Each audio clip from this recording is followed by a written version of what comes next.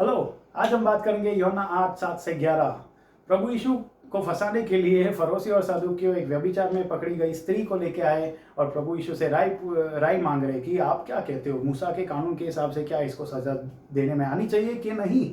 और प्रभु यीशु ने ये जवाब दिया, जिस व्यक्ति ने पाप या गुनाह नहीं किया है वह पहला पत्थर फेंके। इसके पीछे का मकसद क्या है, इसका मतलब क्या है? जिस व्यक्ति ने पाप या गुनाह नहीं किया है, मतलब प्रभु यीशु करे तुम खुद को जांच करो, तुम खुद की न्याय करो। उसका मतलब ये है कि न्याय करना अच्छी बात है, बुरी बात नहीं है। बहुत लोग कहते हैं डोंट जज मी।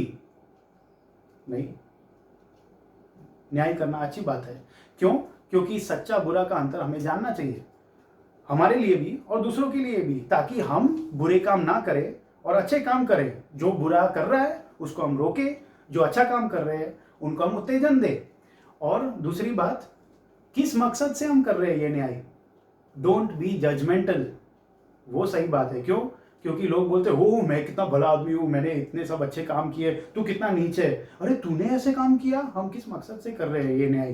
क्या खुद को बढ़ाने के लिए, खुद का बढ़ाई करने के लिए और दूसरों को नीच दिखाने के लिए, या भलाई का साथ देने के लिए? तो इसलिए परमेश्वर यहाँ पे बोल रहे हैं कि खुद का न्याय करो। फिर बोलते हैं कि पाप या गुनाह नहीं किया हो, लेकिन हमको पता है कि सबने पाप किया है। कई लोग बोलते हैं नहीं, मैंने किसके हिसाब से पाप किया है, मैंने तो पाप नहीं किया है। खुद को मूर्ख मत बनाइए। हम एक उदाहरण देते हैं कि किसके हिसाब से पाप।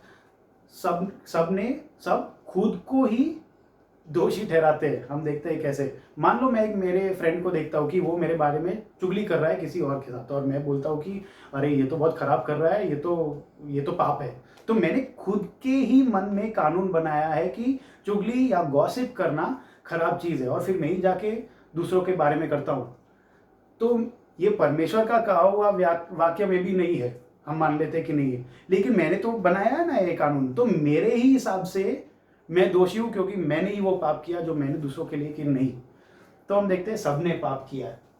फिर हम देखते हैं वह पहला पत्थर फेंके। हम पत्थर कब फेंकते हैं? जब हम दूसरों की न्याय करते हैं कि नहीं तूने ये किया, मैं तेरे को पत्थर मार रहा हूं।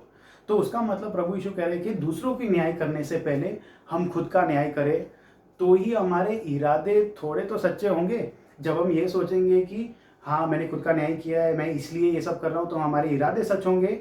और फिर शक्यता ज़्यादा है कि हम दूसरों का न्याय भलाई का साथ देकर करें, प्यार से करें, ताकि बुराई घटे और भलाई बढ़े। इसलिए नहीं कि ओहो मैं कितना बड़ा हूँ तो कितना नीचे, उस मकसद से नहीं। तो हम देखते हैं फिर बड़े से लेकर छोटे तक, बूढ़े से लेकर जवान तक सब एक एक करके वहां से निकले। तो अब सोचो एक एक करके वहां से निकले, मतलब बूढ़े लोग भी जानते हैं कि उन्होंने पाप किया है।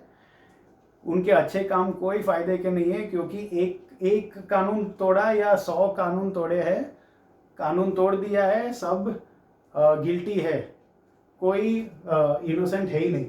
तो हम देखते हैं कि हमारे अच्छे कर्म से हम खुद को नहीं बचा सकते। बहुत लोग बोलते हैं मेरे अच्छे काम है, मैंने इतने पैसे दे दिए, मैं हर रोज चर्च जाता हूँ, मैं अपने हाथ उठाकर स्तुति आराधना करता हूँ, कैंडल जलाता हूँ। नहीं, ये सब चीज़ अच्छे कर्म हमको नहीं बचा सकते। आपने एक कानून तोड़ा हो या 100 कानून तोड़ा हो, आपके मिट नहीं जाएंगे बुरे कार्य अपने खुद के अच्छे कार्यों के द्वारा।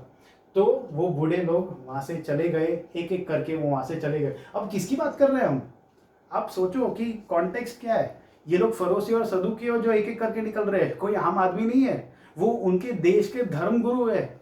मतलब कानून, नियम, भलाई, अच्छा कर्म, ये तो उनका स्तर यहाँ है। लोग उनको देख के बोलते हैं, इनका उदाहरण देख के बोलते हैं कि ऐसा होना चाहिए, ऐसे काम करने चाहिए, ऐसे लोगों को दान देना चाहिए, ऐसे लोगों को खिलाना चाहिए हमें। तो इनका उदाहरण देते थे लोग, और ये लोग यहाँ से चले जा रहे हैं एक एक करके। तो आप सोच सकते हो कि अच्छे कर्म हमको नहीं बचा सकते, हम गुनहगार है, सबने पाप किया है। एक एक करके वो लोग वहाँ से निकल गए। किसी को हम दोष दे ही नहीं सकते हैं अच्छी तरह सब कुछ जान के।